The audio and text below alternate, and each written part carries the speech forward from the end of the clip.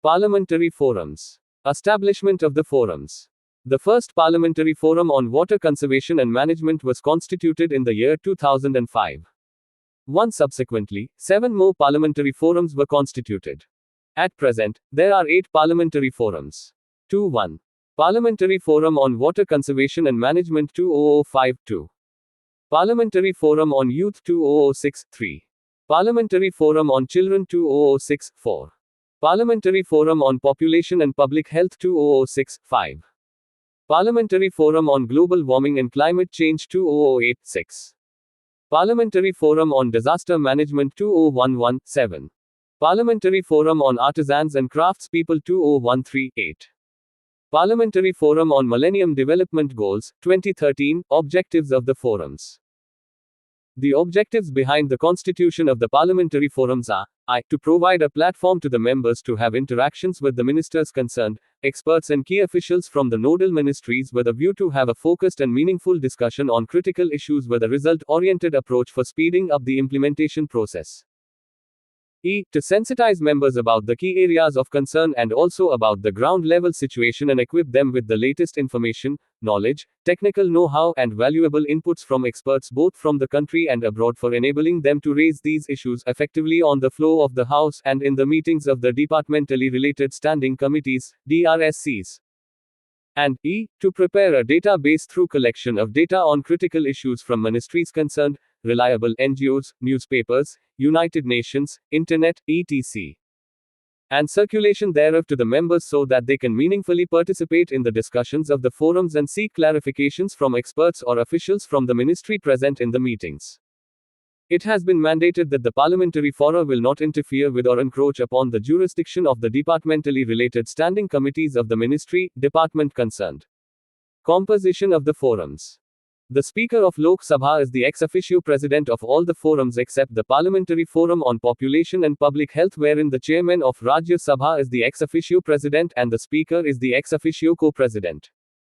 The Deputy Chairman of Rajya Sabha, the Deputy Speaker of Lok Sabha, the concerned ministers and the chairmen of departmentally related standing committees are the ex officio vice-presidents of the respective forums. Each forum consists of not more than 31 members, excluding the president, co-president and vice-presidents, out of whom not more than 21 are from the Lok Sabha and not more than 10 are from the Rajya Sabha. Members, other than the president, co-president and vice-presidents, of these forums are nominated by the speaker, chairman from amongst the leaders of various political parties, groups or their nominees, who have special knowledge, keen interest in the subject. 3. The duration of the office of members of the forum is coterminous with their membership in the respective houses. A member may also resign from the forum by writing to the speaker, chairman. The president of the forum appoints a member convener for each forum to conduct regular, approved programs, meetings of the forum in consultation with the president. The meetings of the forums are held from time to time, as may be necessary, during parliament sessions. Functions of the forums. Parliamentary Forum on Water Conservation and Management. The functions of the forum are: 1. To identify problems relating to water and make suggestions, recommendations for consideration and appropriate action by government, organizations concerned. 2.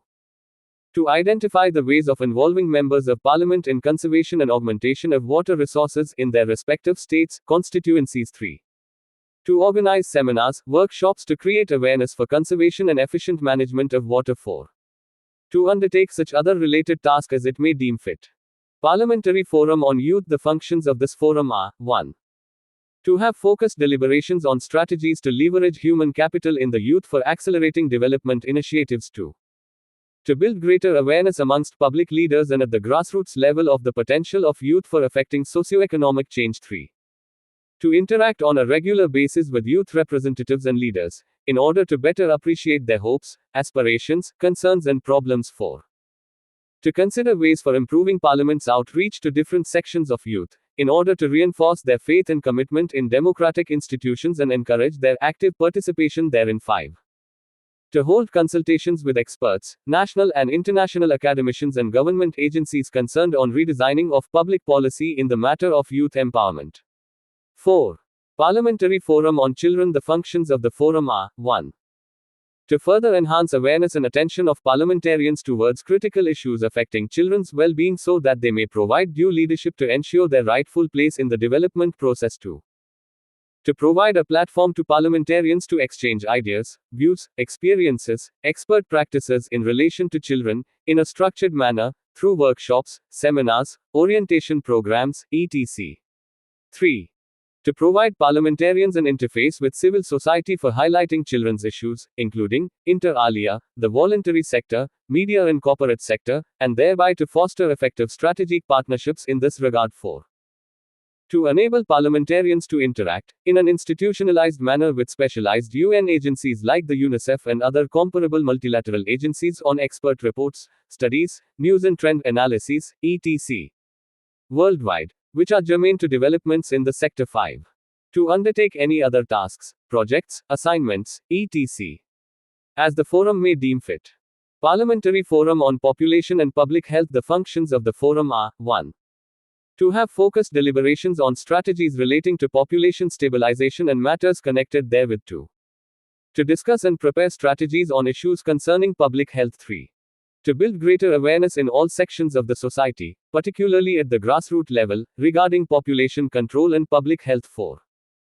To hold comprehensive dialogue and discussion in the matter of population and public health with experts at the national and international levels and to have interactions with multilateral organizations like WHO, United Nations Population Fund, and academicians and government agencies concerned.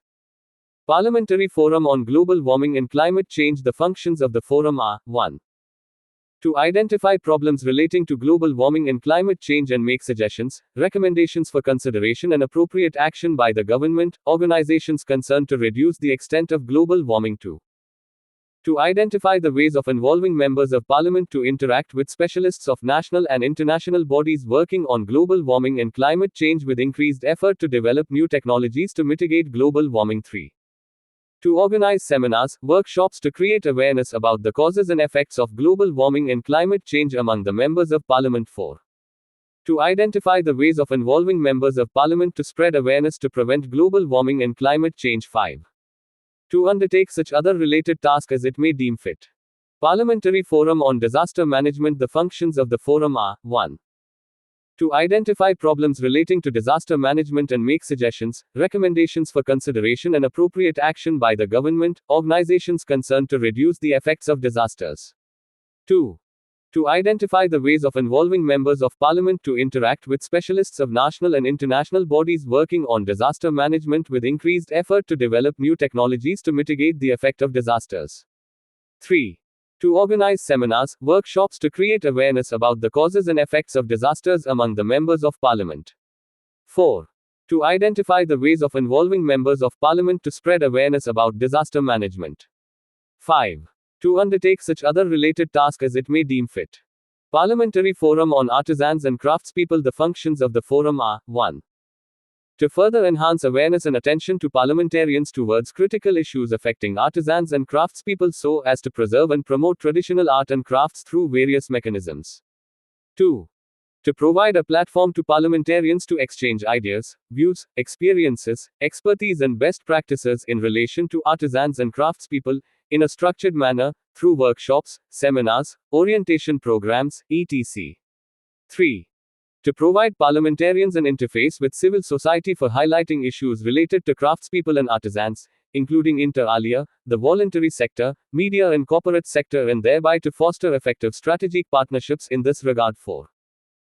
To enable parliamentarians to interact, in an institutionalized manner with representatives of various union ministries, government organizations like Khadi and Village Industries Commission, KVIC, Choir Board, the Council for Advancement of People's Action and Rural Technology, CAPART, and other related organizations, bodies. 5. To hold comprehensive dialogue and discussion on the matters relating to preservation of art and traditional craft and the promotion of artisans and craftspeople with experts, organizations at the national and international levels. 6. To undertake any other tasks, projects, assignments, etc. as the forum may deem fit. Parliamentary Forum on Millennium Development Goals. The functions of the forum are 1.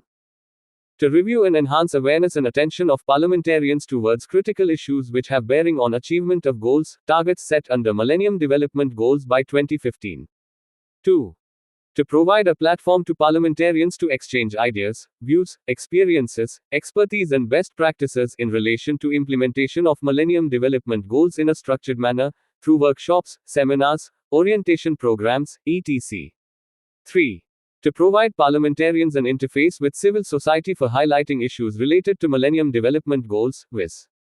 Eradication of poverty, hunger, achievement of universal primary education, promotion of gender equality and empowerment of women, reduction of child mortality, improving maternal health, combating HIV/AIDS, malaria and other diseases, ensuring environmental sustainability and developing a global partnership for development. 4. To enable parliamentarians to interact, in an institutionalized manner with specialized UN agencies and other comparable multilateral agencies, expert report, studies, news and trend analysis, etc. regarding achievement of Millennium Development Goals. 5. To undertake any other tasks, projects, assignments, etc. as the forum may deem fit. Notes and references. 1.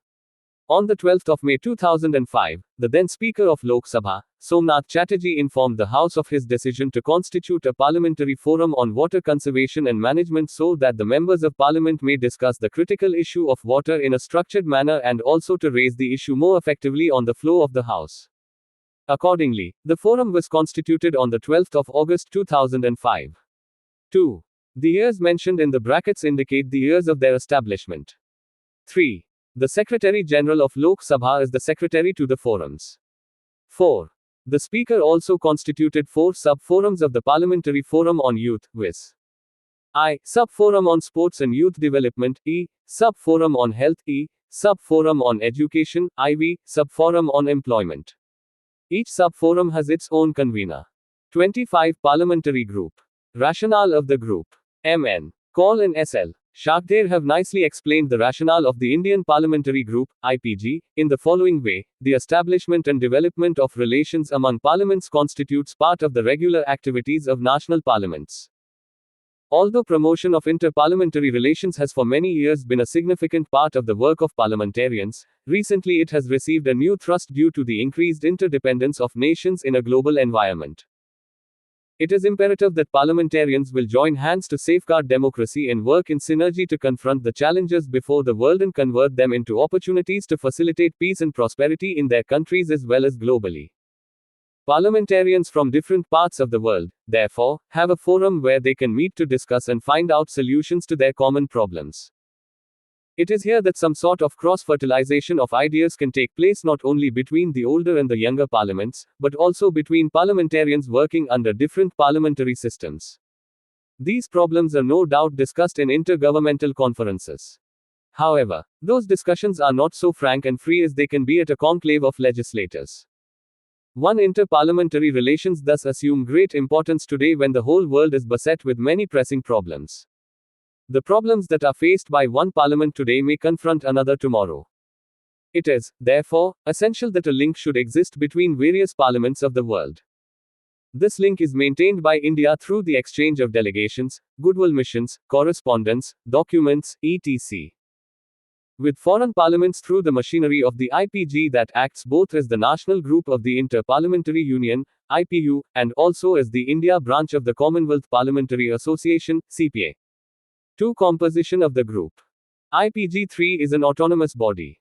It was formed in the year 1949 in pursuance of a motion adopted by the Constituent Assembly, Legislative. 4. The membership of IPG is open to all members of Parliament. The former members of Parliament can also become associate members of the group. 5. But the associate members are entitled to limited rights only. They are not entitled to representation at meetings and conferences of the IPU and the